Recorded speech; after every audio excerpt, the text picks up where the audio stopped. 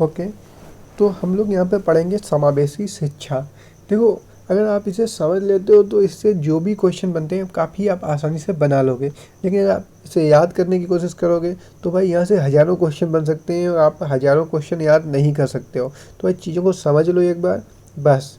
तो पहले हम बेसिक बता देते हैं, उसके बाद चलते हैं जो मैंने पूरी पीपीटी तैयार की है। तो भाई समावेशी शिक्षा क्या है समझते हैं। देखो, एक ऐसी शिक्षा पद्धति जिसमें सामान्य बालक और विशिष्ट बालक को एक रूम में शिक्षा दी जाए तो वो हमारी समावेशी शिक्षा कहलाती है। अब विशिष्ट बालक क्या होते हैं ये भी आपको पता होना चाहिए। आप में से बहुत से लोगों के अंदर डाउट होगा, अभी आप लोगों को लग रहा होगा कि नहीं आपको विशिष्ट बालक पता है किसे बोलते हैं। तो भाई विशिष्ट बालक वो बालक होते हैं जिनके अंदर कोई अक्षमता हो, जैसे कोई किसी को चलने में समस्या हो, किसी को देखने में समस्या हो, किसी को बोलने में समस्या हो, किसी को पढ़ने में समस्या हो। कुल मिला के यही तो पता होगा ना कि जिसके अंदर कोई समस्या है तो वो सारे हमारे विशिष्ट बालक में आएंगे। लेकिन ऐसा नहीं है।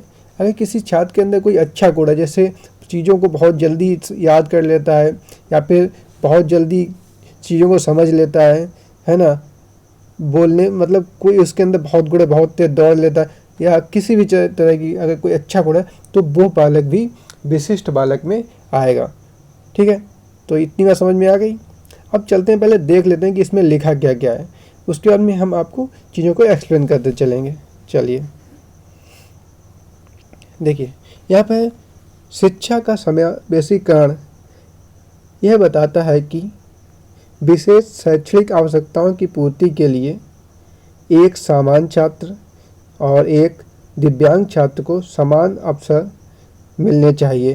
कहने का मतलब ये है कि जो कोई अगर छात्र मतलब दिव्यांग है, ठीक है, तो ऐसा नहीं होना चाहिए कि हम उससे कह देंगे नहीं तुम नहीं पढ़ सकते हो क्योंकि तुम्हारे अंदर ये कमी है तो तुम पढ़ के क्या करोगे, है ना। अगर ऐसा करते हैं तो वो हम बहुत गलत कर रहे हैं। ये समावेशी शिक्षा के खिलाफ है।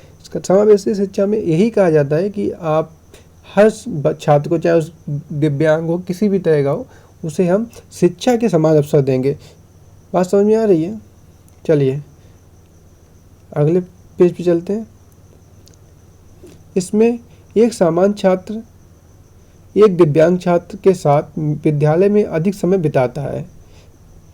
पहली समावेशी शिक्षा की परिकल्पना सिर्फ विशेष छात्रों के लिए की गई थी, लेकिन आधुनिक काल में हर शिक्षक को इस सिद्धांत को विस्तृत दृष्टिकोण से अपनी कक्षा में व्यवहार में लाना चाहिए। कहने का मतलब क्या है कि पहले जो समावेशी शिक्षा थी वो सिर्फ विशिष्ट छात्रों के लिए की गई थी। दिव्यांग छात्र, समझ रहे हो। देखो क्या था कि जैसे जिन लोगों के अंदर कोई अक्षमता है तो उनका एक ग्रुप बना दिया गया था कि तुम लोग एक साथ रह के पढ़ोगे और तुम्हारे लिए एक विशेष टीचर होगा जो तुम्हें हर चीज़ समझाएगा। जैसे अगर किसी को बोलने में क्षमता है, किसी को चलने में क्षमता है, किसी को पढ़ने में क्षमता है, ठीक है, तो इन सब का पूरा एक अलग स्कूल होता था, उन्हें वहाँ पर शिक्षा दी जाती थी। लेकिन आज के समय में क्या है कि आज के समय में कोई भी कक्षा ये नहीं होगा कि सामान्य छात्रों के साथ विशेष छात्र नहीं पढ़ेंगे। उनको भी सामान्य छात्रों के बीच में बिठाना है, उन्हें सामान्य अवसर देने हैं, सामान्य तरीके से पढ़ाना है। ठीक है, तो हर शिक्षक को ये चाहिए कि वो इस तरह की अपना क्लास का परिवेश बनाए कि उन जो विशिष्ट छात्र हैं वो अपने आप को भी वहाँ पर अच्छा फील करें। चलिए, समावेशी शिक्षा या एकीकृत शिक्षा के सिद्धांत की ऐतिहासिक जड़ें कनाडा और अमेरिका से जुड़ी हैं। प्राचीन शिक्षा पद्धति की जगह नई शिक्षा नीति का प्रयोग आधुनिक समय में होने लगा है। समावेशी शिक्षा विशेष विद्यालय या कक्षा को स्वीकार नहीं करती है। इसमें कहने का मतलब ये है कि जो समावेशी शिक्षा है वो ये नहीं कहती कि कोई विशेष तरह का विद्यालय हो, छात्र मतलब जो विशिष्ट वाले हैं उनके लिए विशिष्ट सुविधाएं दो, नहीं सुविधाएं दो, लेकिन ये नहीं कि जैसे उनके साथ में किसी तरह का भेदभाव करो कि नहीं तुम लोग अलग तरह से रहोगे, है ना। सबको सामान्य रूप से सामान्य अवसर प्राप्त होने चाहिए। चलिए आगे देखते हैं। असक्त बच्चों को सामान्य बच्चों से अलग करना अब मान्य नहीं है। दिव्यांग बच्चों को भी सामान्य बच्चों की तरह ही शैक्षिक गतिविधियों में भाग लेने का अधिकार देना चाहिए। तो समझ लेते हैं। अब पीपीटी खत्म हो चुकी, अब चीज़ों को मैं अच्छे से एक्सप्लेन कर देता हूँ आपको। देखो इसमें ये कह रहा है कि ऐसा नहीं होना चाहिए कि अगर कोई दिव्यांग छात्र है तो उसके लिए हम सहानुभूति प्रस्तुत करें कि नहीं, ये बेचारा, इसके अंदर ये क्षमता है, तो ऐसे करते हैं,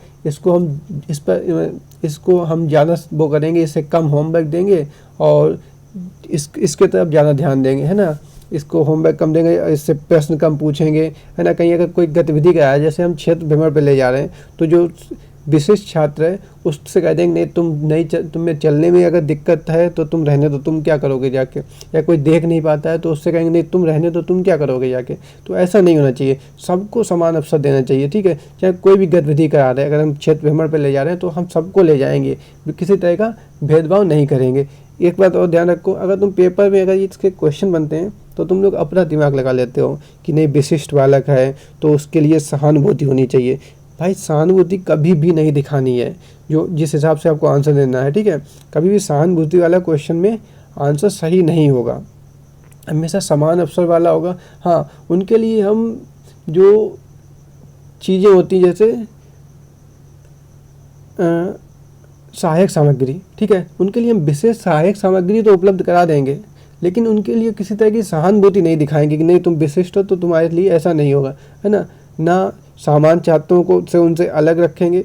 बात समझ में आ गई कि कोई डाउट रह रहा है क्या? यहाँ पर जो चीज़ें हो सकती हैं मैंने सारा एक्सप्लेन कर दिया है, इतना ही है। अब जो मैंने चीज़ें बताई इनसे क्वेश्चन बनेंगे, अब इनसे वो हज़ारों क्वेश्चन बनाएंगे। तुम्हें ध्यान रखना है कि क्या क्या करना है, कि ना तो हमें विशिष्ट छात्रों को सहानुभूति दिखानी है, ना सामान्य छात्रों को ये उनकी अवहेलना करनी है, नहीं कि विशिष्ट छात्रों को पहले देखेंगे, ऐसा भी नहीं, ठीक है। दोनों को क्या करेंगे, कोशिश करेंगे दोनों एक दूसरे से आपस में अच्छा तालमेल रखें, ठीक है, और एक दूसरे से दोस्ती करें, आपस में आदान प्रदान करें अपने विचारों का।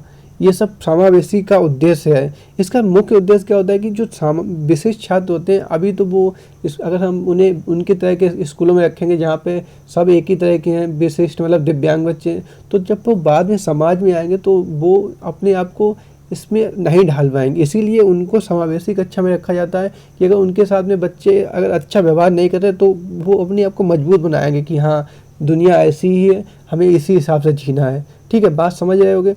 तो इसीलिए समावेशी शिक्षा को बढ़ावा दिया जा रहा है। बात समझ में आई है ना? कोई डाउट रह जा रहा है तो आप कमेंट करके बता दो। और वीडियो अगर ऐसा लग रहा है कि कुछ भी फ़ायदा हुआ है ना, तो भाई वीडियो को लाइक करके जाना। मिलते हैं अगले वीडियो में कुछ और नई इन्फॉर्मेशन के साथ में। तब तक के लिए बाय बाय। हो सके तो चैनल को सब्सक्राइब कर लेना, इससे आपका कोई भी नुकसान नहीं होने वाला है ना, कोई भी नुकसान नहीं होगा। हाँ, हमारे लिए थोड़ा ज़्यादा बेहतर रहेगा, मैं अपने और अच्छे वीडियो बनाने का प्रयास करूँगा। तब तक के लिए बाय बाय।